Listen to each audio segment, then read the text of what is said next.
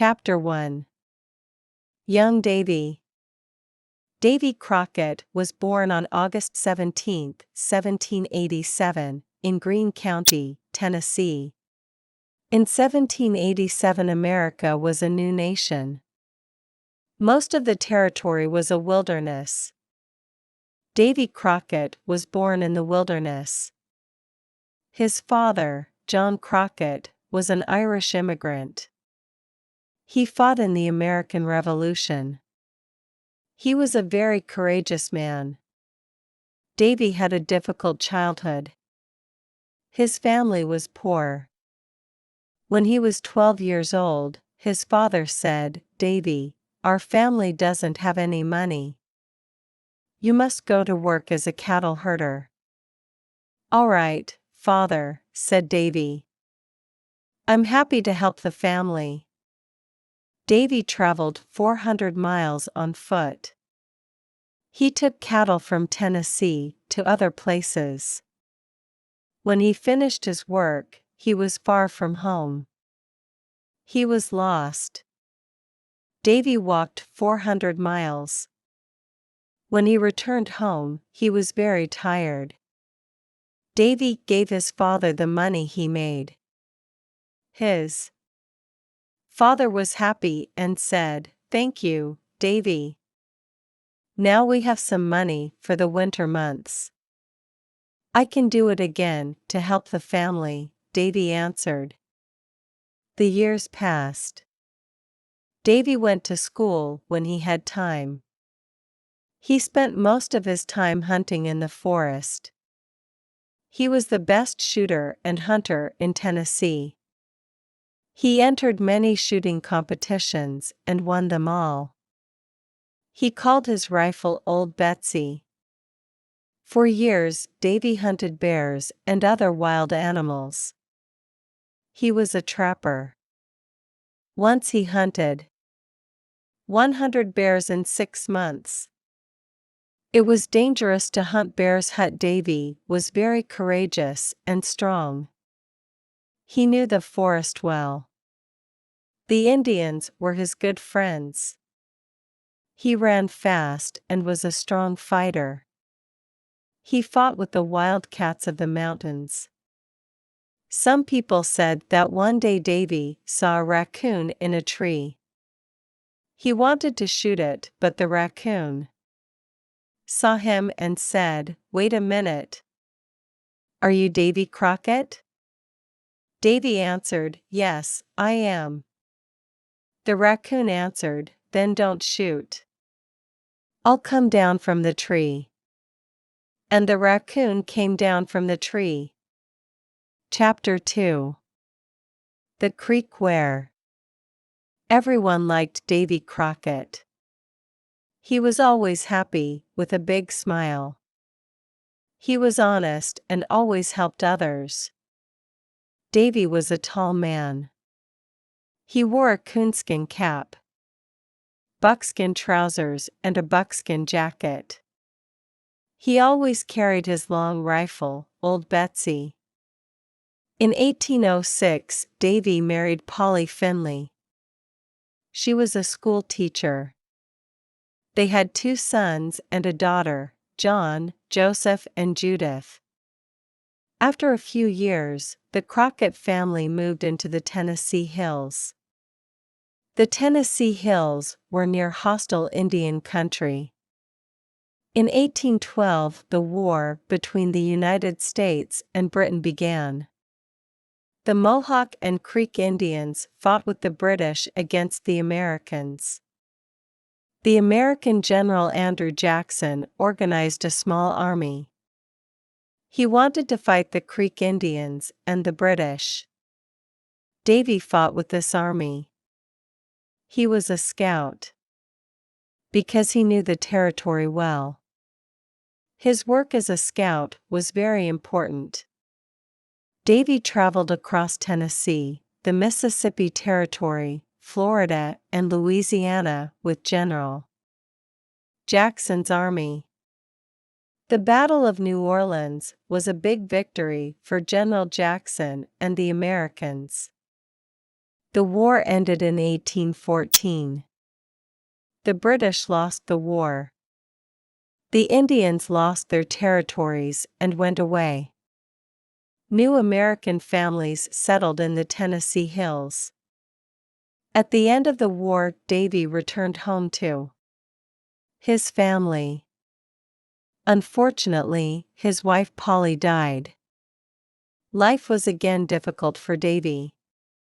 He worked as a trapper and took care of his 3 children. After some time, Davy met Meg Mackinac. Meg's father was an American trapper. Her mother was a Cherokee Indian. Davy fell in love and married her. They had twins. Davy named the twins George and Washington, in honor of America's first president. There were now 5 children in the Crockett family. Chapter 3. Davy enters politics. Davy and his big family wanted to live in Lawrenceburg, Tennessee. Davy bought a covered wagon. He and his family put all of their things inside the wagon: chairs, tables, beds, clothing, and many other things. 4 strong horses pulled the big wagon. Davy and his wife sat in the front. The 5 children were inside the wagon. After traveling in the forests and mountains, they arrived in Lawrenceburg. This was their new home. Davy opened a mill. He was a hard worker. His neighbors liked him. Everybody in Lawrenceburg liked him. He became a representative of the town government. He was very popular. People liked listening to his stories about hunting bears and about the War of 1812. They admired his honesty and courage. Davy was different from other politicians. His speeches were never boring. His message was clear. He spoke to the people in simple language. He dressed like them too. He always wore his coonskin cap and his buckskin trousers and jacket. One day at an important meeting, he didn't know what to say. So he looked at the people and said, "Today, I am like a man trying to drink water from an empty barrel. I'll tell you a funny story and then we can go home." Davy soon became a representative of the government of Tennessee. Now he was in politics. He helped his people in many ways. At first, many politicians laughed at Davy because he never wore a suit. After some time, these politicians admired and respected him. Davy was an honest man. Everyone believed what he said. His buckskin jacket had 2 big pockets. In his right pocket, Davy had a bottle of whiskey. When he met his friends, he gave them some whiskey. In those days, it was common to give some whiskey to friends. Chapter 4. Congressman Crockett. Davy often went to Nashville, the capital of Tennessee. In Nashville, he worked for the Tennessee government. One day, while Davy was working for the Tennessee government, a big flood destroyed his mill. This was terrible. He was very unhappy because he lost a lot of money. When he returned to Lawrenceburg, he started a new type of work. This time he made barrels. He sold these barrels in New Orleans, Louisiana. New Orleans was about 400 miles away. To go to New Orleans, he traveled on the Mississippi River. He had a big boat to carry the barrels.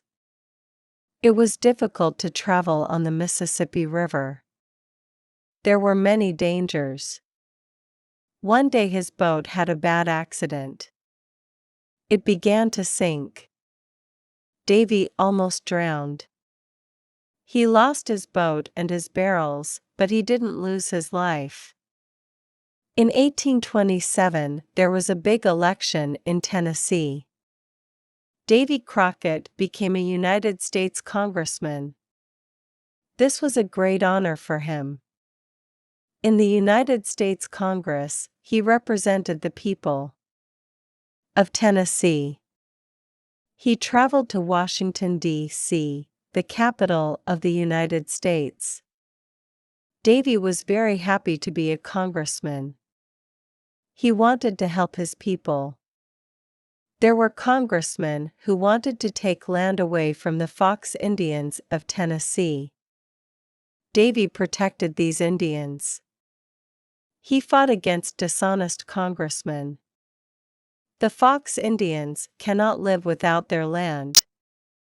Davy shouted, "I must defend all the American people of Tennessee, the whites and the Indians." After months of hard work, Davy was not able to help the Fox Indians. The U.S. Congress made a law that took away land from the Indians. Davy was very angry. He hated injustice.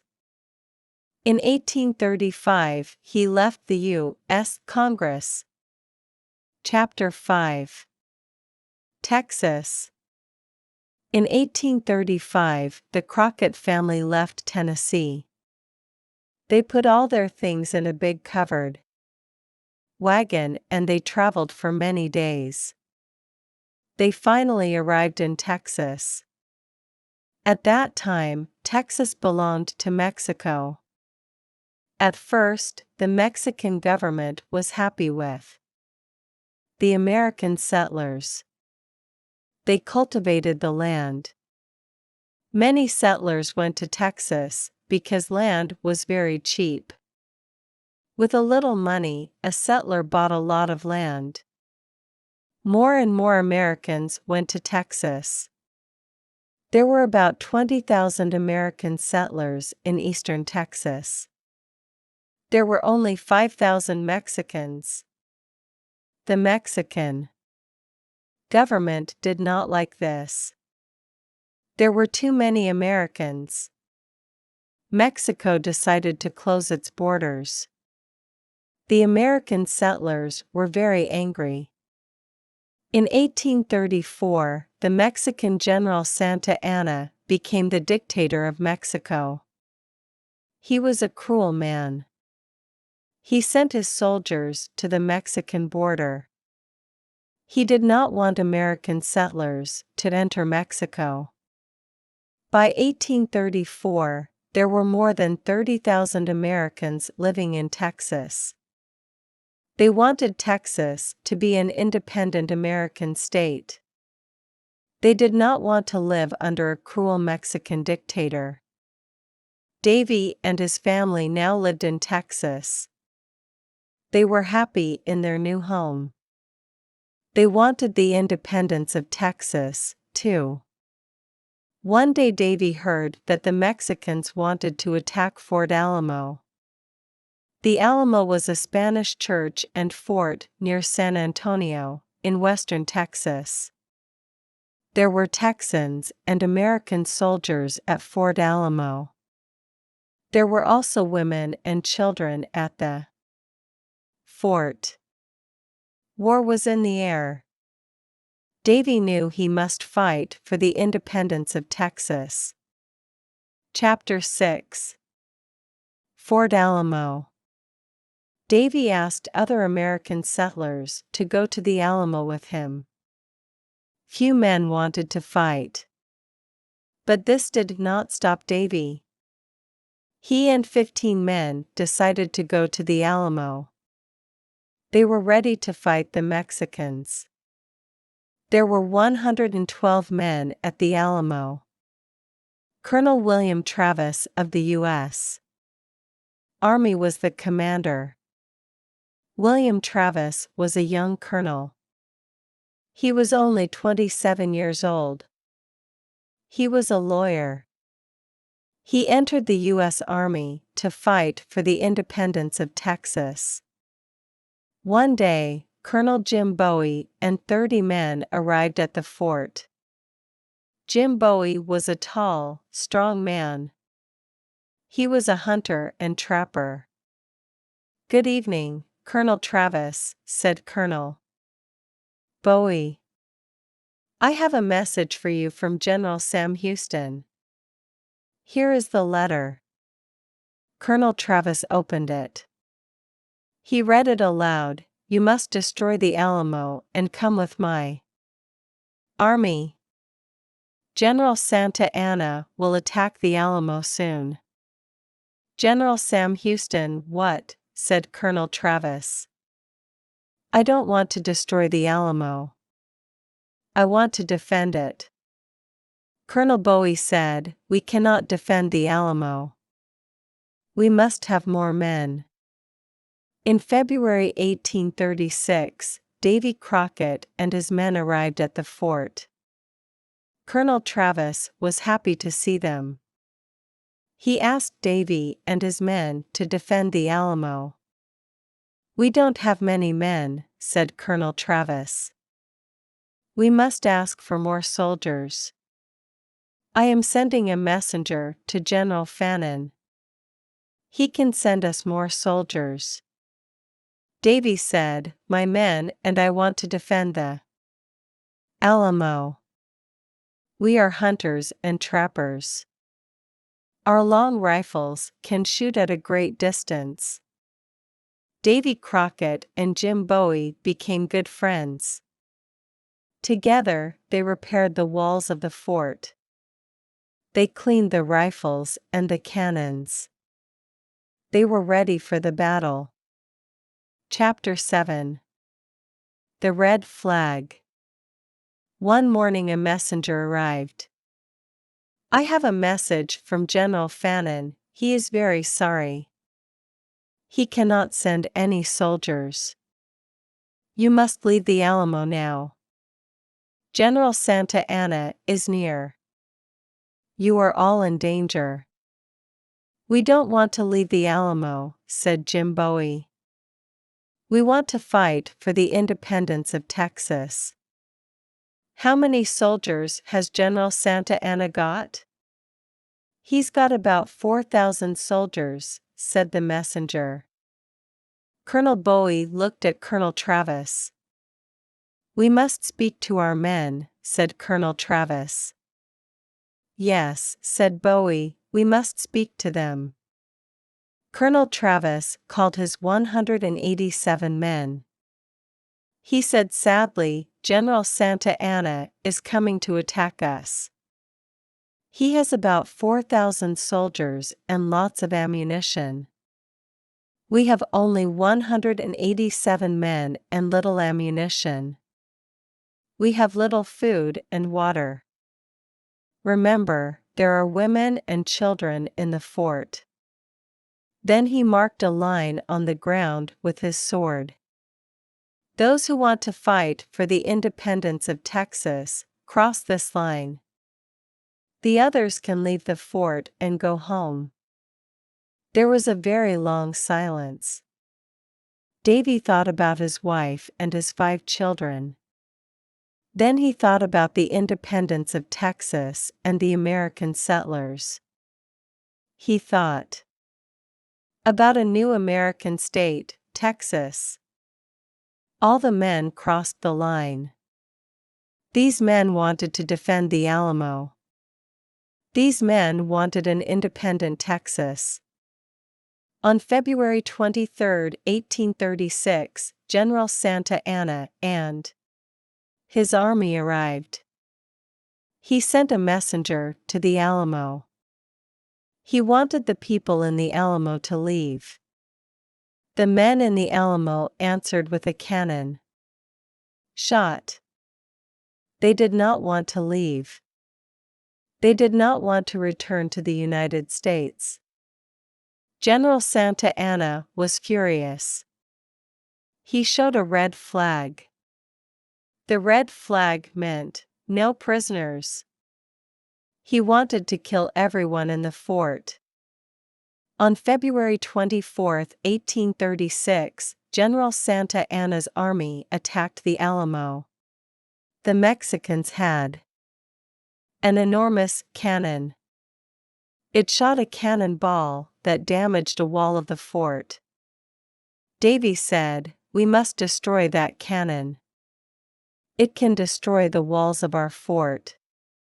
That night, Davy and Jim Bowie left the fort. They went to the Mexican camp. Everyone in the camp was sleeping.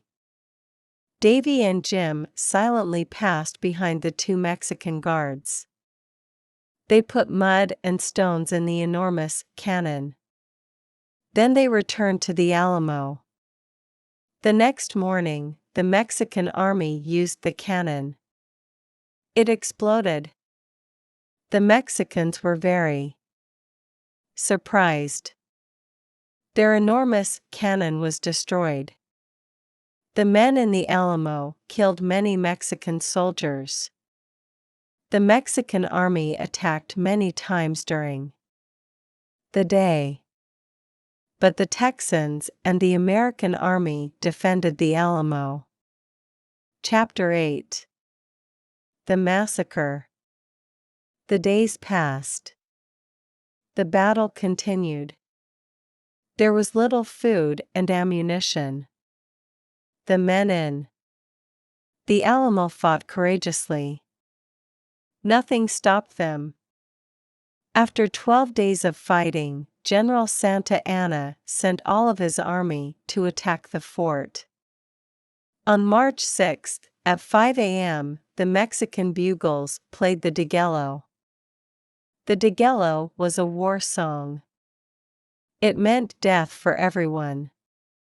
The women and children at the fort were tired and afraid. The situation was desperate. The men at the Alamo heard the Degüello. They understood the message. General Santa Anna's army attacked the fort from all sides. It was a terrible battle. Everyone was shooting. Cannonballs were flying. A lot of men were injured. Some men were killed. Davy and the other men defended the fort. They sent back the Mexicans twice. The third time, the Mexicans entered the fort. They killed many people, men, women, and children. It was a massacre. Jim Bowie was a great fighter. He was a strong man and he was never afraid.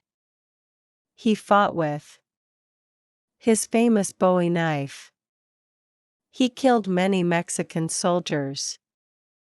At the end of the day, 3 Mexican soldiers killed Jim Bowie. Davy and the other men fought until the end. They killed many enemy soldiers. It was a desperate battle. 4 Mexican soldiers killed Davy with a long knife. The tall, courageous trapper fell to the ground. Only 2 women and 2 children were alive after the massacre. But General Santa Anna did not kill them. These women and children returned home. The Mexicans burnt the bodies of the dead people.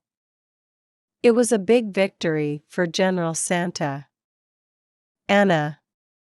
He lost 1,544 men at the Alamo. On April 21, 1836, General Sam Houston and his army attacked General Santa Anna. General Houston made General Santa Anna prisoner. Santa Anna then signed a treaty. This treaty said that Texas was independent. Everyone remembered. Davy Crockett, Jim Bowie, Colonel Travis, and the other men. They died for the independence of Texas.